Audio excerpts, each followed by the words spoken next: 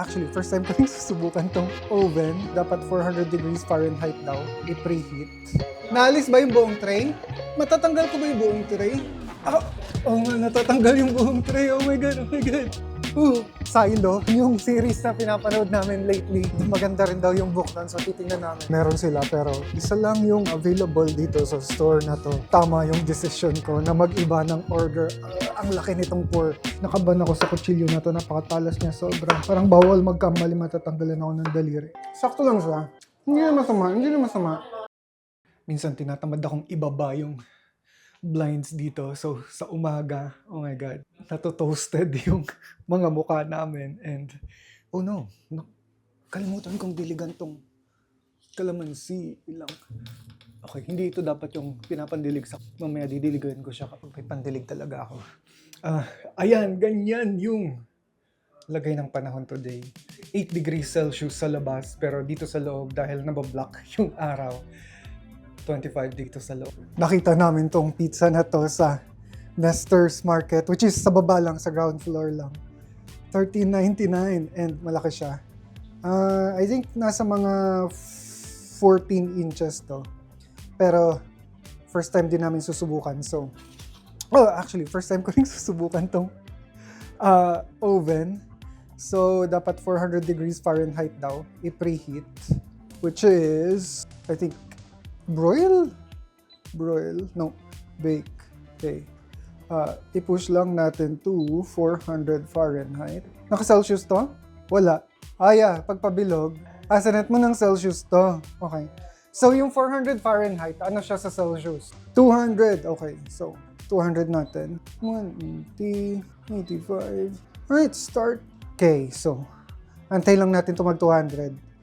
Dun sa oven na ginagamit namin sa Port Moody, alarm naman siya once na naabot na yung nakaset na preheat na temperature, and then ilalagay natin to sa loob in 9 to 12 minutes or hanggang sa matunaw yung cheese niya. Kung naka-Celsius, 300. 150. Okay, so pinalitan namin ng Fahrenheit to dahil Fahrenheit lahat ng instructions dito. And so mas madaling magluto, hindi na kailangan mag-Google compute pa ng mga temperature. Start. Okay. So, naka 100 na tayo. Antay lang natin umabot ng 400 yan. Buksan natin siya para gusto ko makita kung ano yung itsura niya bago ilagay dun sa loob ng oven. Mukha siyang legit. Oh my God. Tingnan niyo. Pepperoni with, I think, beef, yung mga iba pang meat. Inamoy ko rin yung cheese niya. Oh my God. Oh, let's go. Oh my God. I'm so excited.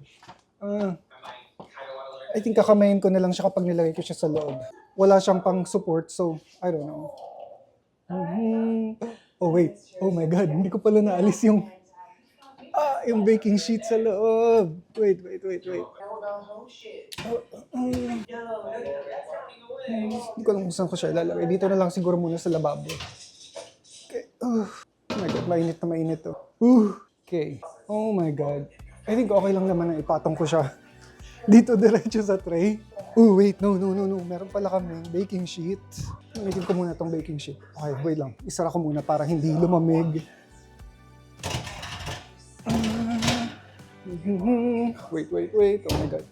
Hindi ko siya masyado na plano. Let's go. Kano ba siya kalaki? Okay. Okay, I think enough na to. Alright. Okay, dito daw dapat sa middle na tray, ilatag yung pizza. Ayoko mapasok. Oh my God. Ha? Alin? Di, diretso nga daw dapat sa ano. Yeah. I mean, hindi siya, aling plastic. I think yung loob niya, bagong pintura siya. Okay, let's go. Pili ko ba sisira ako siya? Oh my God. I think mahirapan din akong kunin siya mamaya. Okay. Okay. 9 to 12 minutes daw. or until matunaw yung mga cheese niya. Okay, parang walang nangyayari. I'm not sure kung natutunaw ba yung cheese niya, pero wala pa namang 1 minute, so antayin lang natin. Okay, oh my God, naluluto nga siya. So medyo natunaw na yung mga malalaking pieces ng cheese, pero may mga parang binudbud na, hindi ko kasi alam kung tawag dun sa cheese na yun na parang powdery, pero sila na lang yung hindi pa natutunaw. And nakikita ko na nangingintab na rin yung mga pepperoni. Okay, natunaw na lahat ng cheese. And mukhang nagki-crispy na rin yung pepperoni, pero palagpasin pa natin ng mga 30 seconds to 1 minute. Excited na ako. Okay. Ready na dapat to. Oh my God. I-off muna natin. Oh my God, naamoy ko siya, ang bango niya. Ngayon, yung problema, wala akong pandakot dito. Oh my God. I think... Okay. Gagamitin ko to, pandakot. Naalis ba yung buong tray? Matatanggal ko ba yung buong tray? Oo nga, natatanggal yung buong tray. Oh my God. And dumudula siya. So, ibabalik ko na lang siya dito sa lalagyan niya. Dumulas lang siya ng kusa doon. Oh my God. Ano nangyari dito sa paper? Wait. Okay. Okay na yan. Itapon na natin to. Ibalik natin yung tray. This is perfect. Hindi ko mabalik yung tray. Oh my God. Wait, paano ba to? Okay. Oh, nice. Saran natin. I think success yan. Ang ganda ng kulay niya. Yeah, mukha naman siyang legit na pizza. Wala nga lang kami panghiwa. Wait, I think kukutsilyohin ko na lang. Oh my God, ang tinitsura. Tikman natin. Excited na ako. Okay.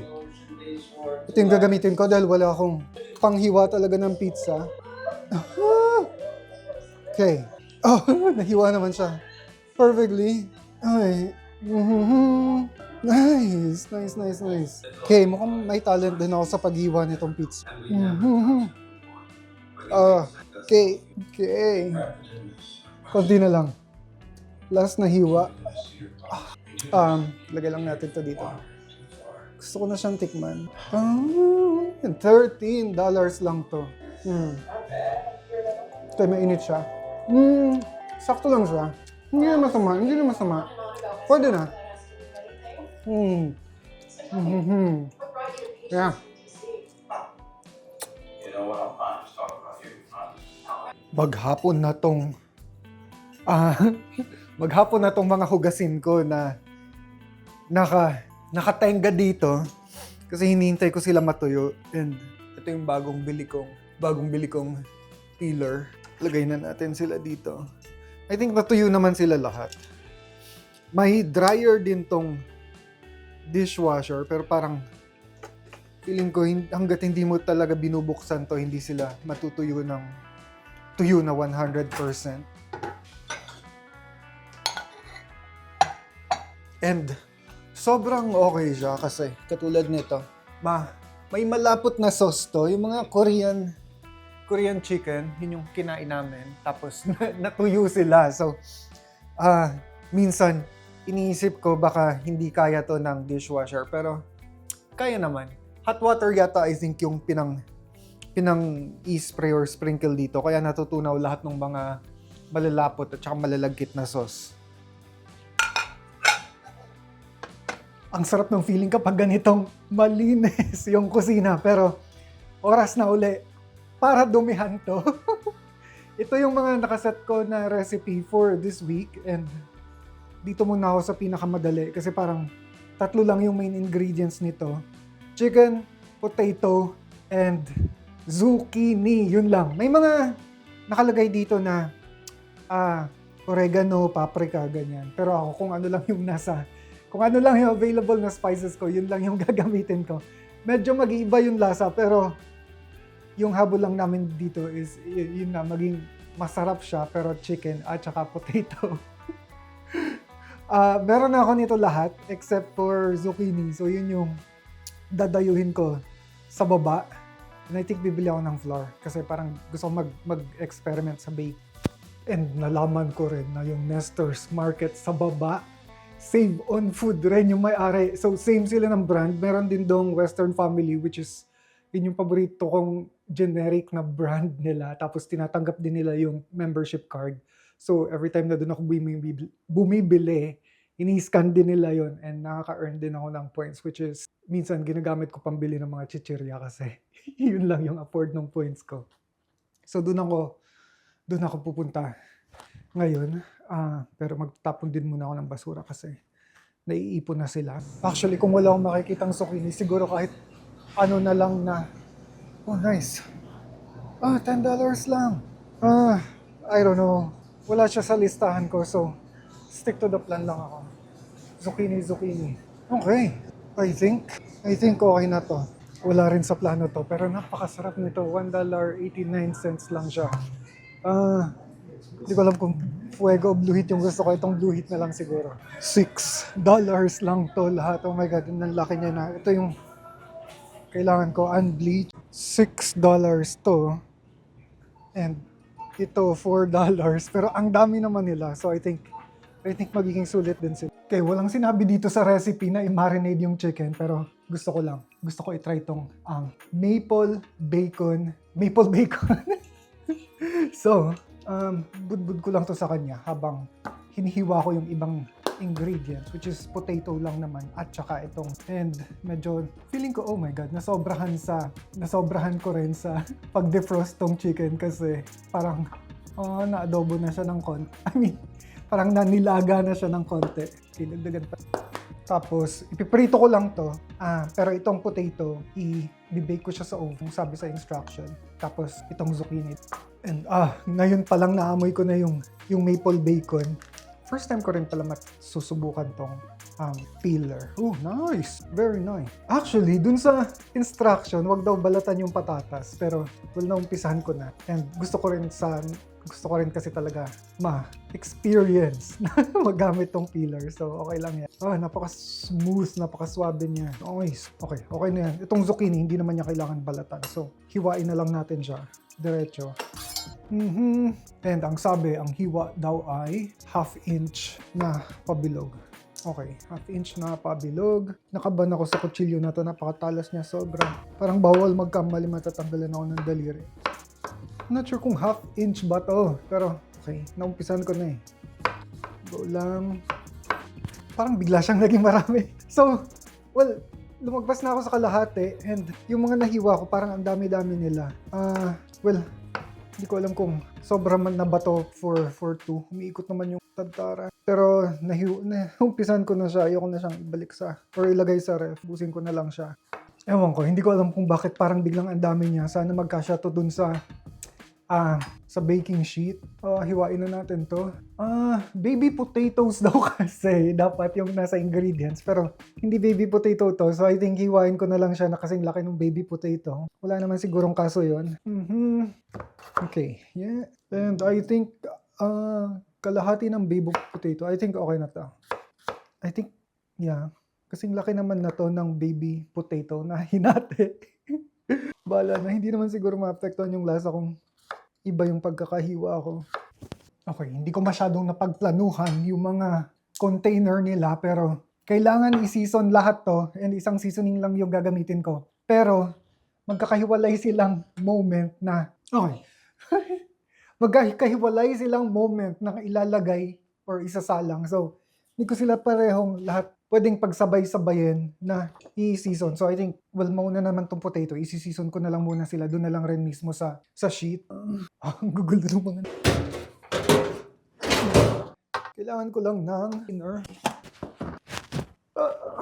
Actually, konti lang yung patatas. So, itong patatas kasi, preheat muna natin ng 450 Fahrenheit yung oven. 450! Oh my God. Okay. Itong patatas, sa 450, dapat 20 to 25 minutes siya. Yung zucchini, 5 minutes lang. So, una ko nang ilalatag dito yung patatas. Tapos, pag naka 20 minutes na siya, saka ko na lang ilalagay yung zucchini.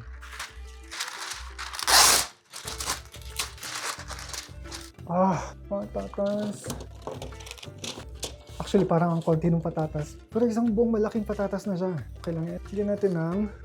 lagyan muna natin itong... Okay, think okay na yan. Then ito, hindi ko lang sure kung kailangan ko pa lagyan ng asin. Minsan kasi kapag mataas na yung sodium content ng spice, hindi ko na nilalagyan ng... Okay, so mataas yung sodium content nito, 80 milligrams. So hindi ko na lalagyan to ng asin. Mix ko lang. Oo. And I think dito ko na lang sila ilalagay sa mga gilid-gilid para yung zucchini mamaya yung ilalagay ko sa gitna. Okay. Okay na yan. Hintayin ko na lang umabot to ng 400. Naguguluhan ako dito sa long sleeve na to. Okay. Okay. Pero kailangan ko na rin kasi talaga i-marinate din tong para maitabi ko na rin tong kulang ako sa space. May patatas pa. Hindi ko lang to. Okay. Grabe. Amoy na amoy ko yung honey nito. I think hindi ko na lang dadami. Side lang naman. And ayoko nang masyadong matapang or masyadong malasa na side. Mas gusto ko yung mga side na parang kalmado lang. And i-mix natin. Oh my god, ang hirap nito dahil sa shape. And feeling ko kakain sila ng malaking space pala dito sa dito sa parchment. Okay, 222, 448. Alright, let's go. Alarm na siya. Lagay natin sa middle part. And 20 to 25 minutes daw siya. Pero bantayan na lang natin kung halimbawa masusunog ba siya or kailangan natin lumagpas ng 25 minutes. Initin ko na rin tong kawali para mamaya ready nang ipatong yung chicken. Konting olive oil lang. And ikalat natin. Actually, from medium. So, sinix ko siya. Nakasik siya lagi, pero parang feeling ko na susunog yung mga niluluto ko kapag nakasik sila. So, i-medium ko lang ngayon. Tapos, kapag maglalagay na ako ng lulutuin, i-low 4 ko lang yung temperature niya. So, painitan lang natin saglit. Tapos, ipatong na natin tong mga chicken. Actually, magpiprito na rin ako ng itlog para sunny side up. Oh, no, hindi. May Jollibee pa pala kami. Pero isang piraso na lang to. So, instead na egg, ito na lang yung idadagdag ko. Iinitin ko na lang maya-maya konti kapag ready na. Okay, I think okay na yung init nito. Ibaba natin ng 4. And then, chicken number 1. And yung chicken number 2 na medyo naluto na dun sa pagde-defrost pa lang. Okay. Paano ko ba ito bubuladlad? Okay. And hindi ko na kailangan tong ibang sauce. Ibuhos na lang rin natin. Then,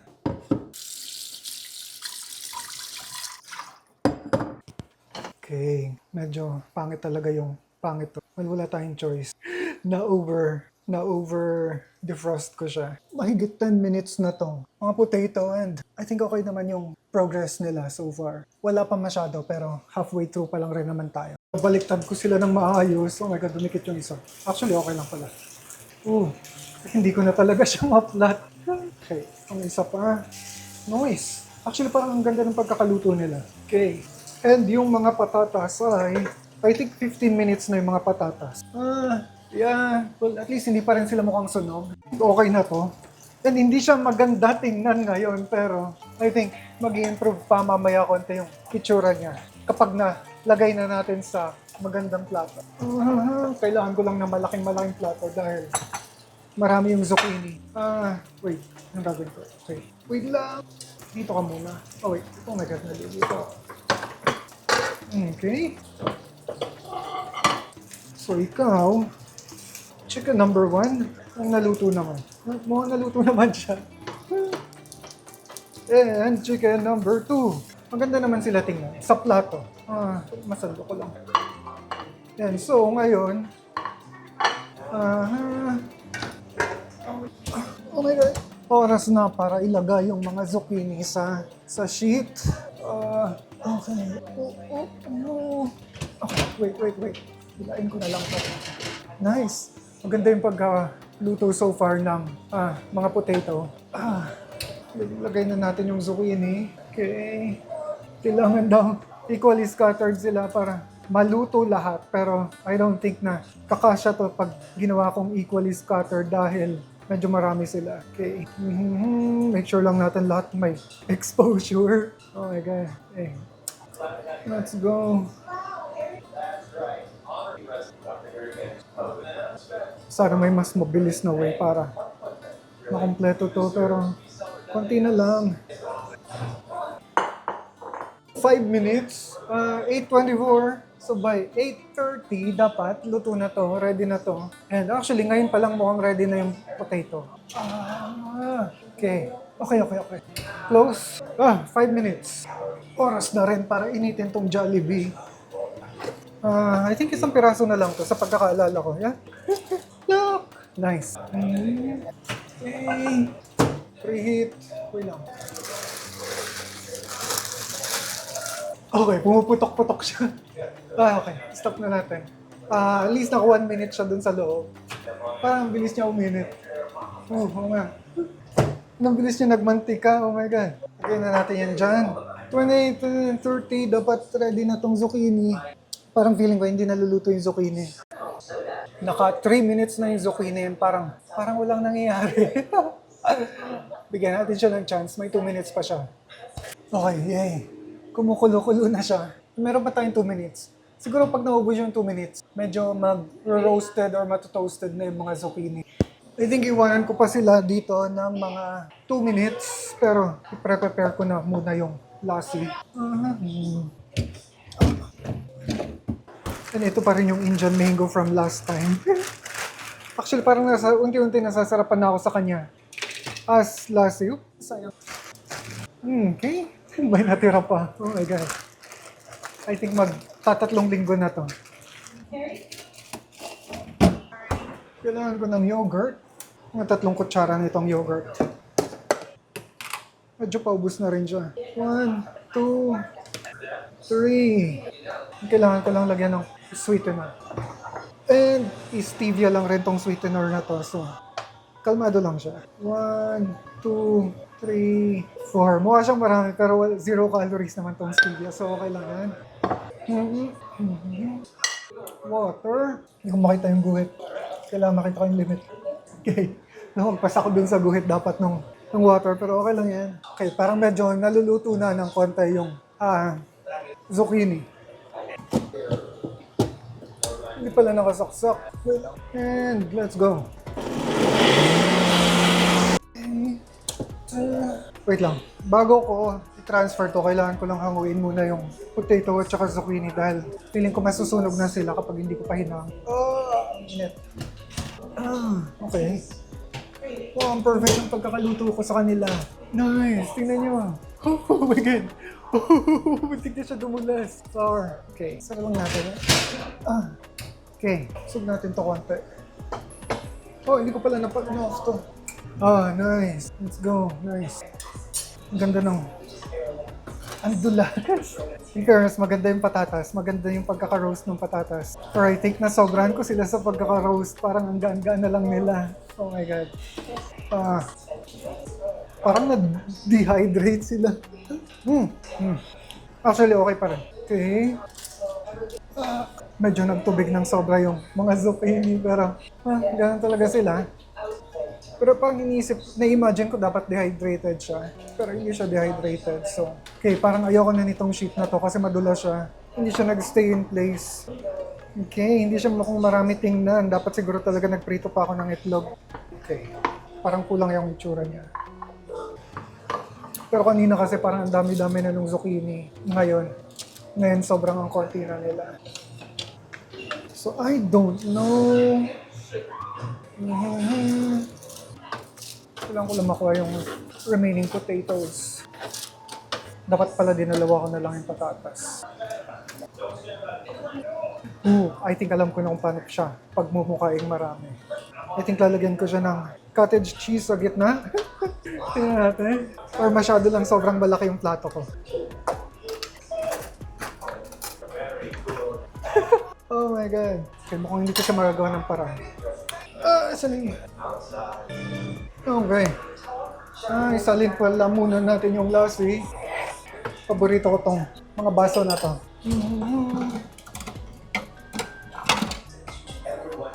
Okay, matigas siya. Buksan. Okay. More than 2 servings tong. Dami nitong lasin na to. Ooh. Okay, perfect. Wala masyadong kalat. Perfection. Let's go. Okay. So, hindi ko sila napagmukhang marami. Pero I think isa sa challenge doon is malaki yung plato na napili ko. Pero, yep, this is dinner for tonight. Lalabas kami today and tirik na tirik yung araw. Sinampay ko tong tuwalya na to dito para maarawan siya ng konti. Medyo mabilis kasi siya mangamoy kapag naka-dryer lang. So, yan yung iba pang mga damit. Sinampay ko sila para maarawan. 8 degrees Celsius today, pero once na mag-sunset, bababa daw to 5 degrees to 4 degrees Celsius. And hindi naman kami lalayo. So, okay lang na nakaganito ako. Ngayon ko lang nakita tong statue ni Emily Carr and Friends. Titingnan namin dito sa Indigo kung meron nung book na Silo. Yun yung series na pinapanood namin lately. And maganda rin daw yung book nun, so titingnan namin. Okay, meron sila pero isa lang yung available dito sa store na to. And nag-work ako sa retail na yung records nila ng inventory may variance ng up to 3 pieces. So, pwedeng nabili na yun today and wala na siya. Oh my God, 20% off. Ito yung latest. Last year nilabas. I'll hold to it. Hanggang sa... Consistent ba siya sa gift mo sa akin? Nakalimutan ko na, pero yung pinakauna yata. Into the Wild? Yeah, I think so. Oh my God. 2012 nung una kong nabasa to, pero yung first book lang. Yeah. Ay, second book na yung shift. Kaya second pang shift. Second to, diba? Ay. Yep, shift yung pangalawa. And parang connector lang to. So, focus to dun sa parang before yung silo.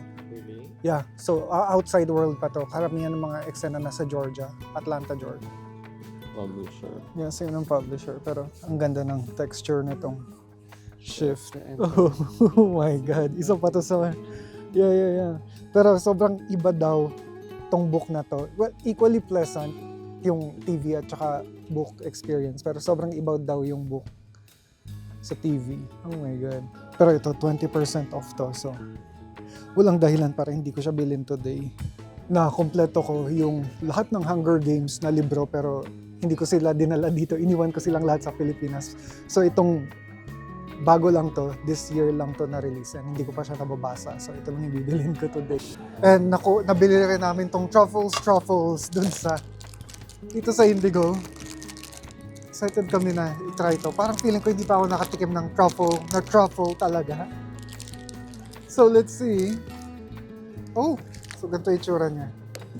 Parang chocolate lang siya. Try it. Ang ganda ng Vancouver kapag gabi. Dito nakapark yung mga maliliit na yacht. Nice. And I think nandito sa area na to nakatira yung mga owners. I think ito na yung pinakagitna nung tulay. And oh my God, ganyan kataas. Hindi ako masyadong malululain pero ang taas nito. Oh my God.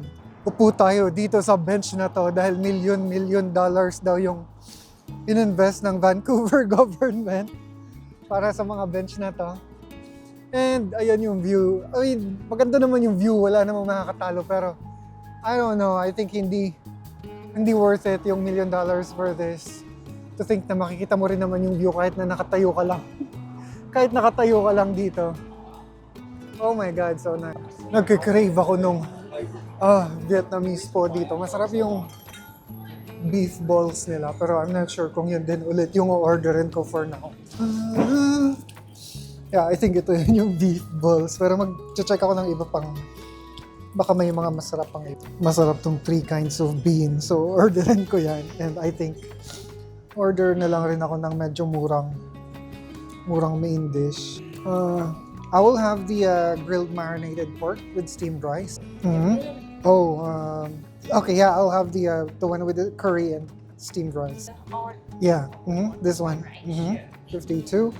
And then I'll have the number 94. Yeah. Subukan natin yung tea nila. Kanina pa ako nilalamig sa labas and gusto mo ba? And nag-crave ako sa tea. Dati hindi ako mahilig sa tea, pero ngayon parang ang perfect nila kapag halimbawa malamig na malamig sa labas. I can't tell kung anong klaseng tea to. Medyo yellowish siya. Yeah, jasmine. So nice. Oh. Yeah. Yes, thank you. Thank you so much. Oh my God, let's go. Ang laki. No, parang pork barbecue lang dapat siya, pero oh my God. Yeah. Tama yung decision ko na mag-iba ng order. Ang laki nitong pork and my rice, and then chopped vegetable. I think carrots, cucumber, and labanos to. And ito yung kairan, seafood, vermicelli. Well, hindi ako mas mahilig sa seafood, so pa-try ako ng sabaw mo. Vermicelli sounds Italian. Okay, tikman natin yung sabaw ni Ran. Gusto ko lang tikman yung sabaw kasi ayokong tikman yung mga shrimp at saka squid na naglalangoyan dun sa sabaw. Nice. Pero itong pork chop yung gusto kong tikman talaga. Kasi mukhang lublub na lublub talaga siya sa toyo. Tingnan nyo naman yung coloring. Hindi siya katulad ng adobo ko na maputla. Ito ang reddish niya. So nice. Sarap.